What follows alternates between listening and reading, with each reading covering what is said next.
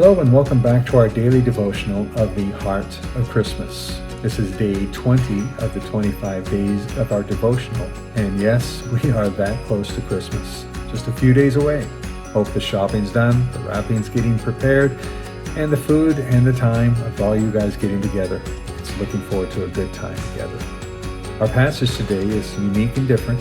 It is found in the book of Revelations. It's the 12th chapter, beginning with the first verse.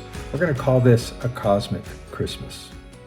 It says, "Then I witnessed in heaven an event of great significance. I saw a woman clothed with the sun, with the moon beneath her feet, and a crown of 12 stars on her head. She was pregnant, and she cried out because of the labor pains and the agony of giving birth. Then I witnessed in heaven another significant event.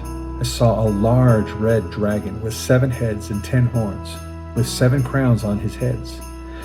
His tail swept away 1/3 of the stars in the sky, and he threw them to the earth. He stood in front of the woman as she was about to give birth, ready to devour her baby as soon as it was born.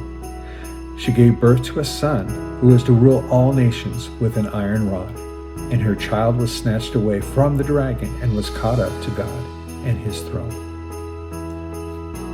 The imagery that you and I are reading here in the book of Revelations is unique and quite different to us. It's a heavenly perspective of what is taking place down here on earth.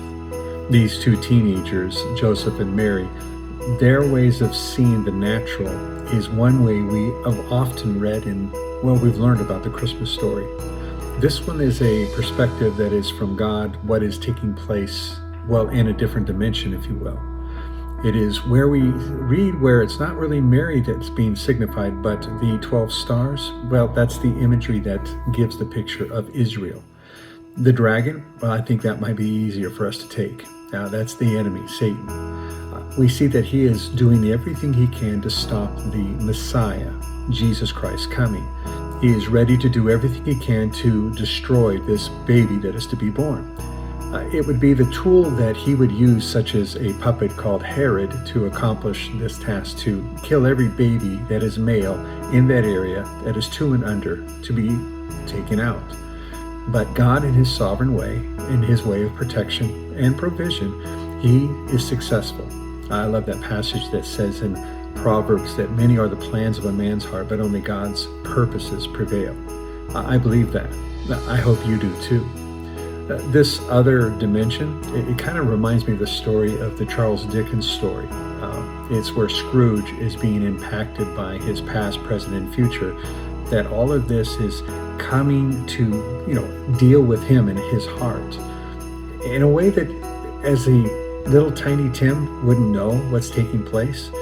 There was change that was happening in a sovereign way, that God's will was going to be brought forth.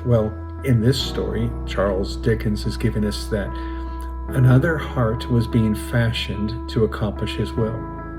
And when we see the end of the story, we hear and we learn of the blessing of a changed heart to bring about a provision for Tiny Tim and his family. And it ends with, "May God bless us, everyone." That is the message of Christmas, that every one of us would be blessed. It's God's presence that is constant with us. He is Emmanuel, God with us. You might feel alone. You may feel you're in a dark place. You may feel like everything is working against you, but you have to just trust God, because in the sovereign will of God and his blessings, when we call upon him, he shows up on the scene. He provides, he protects, he produces. So this Christmas, may your heart be, touched by this, knowing that God is moving in the unseen, and he is the cosmic God, or he is the heavenly God that has come to this earth to engage and encounter us.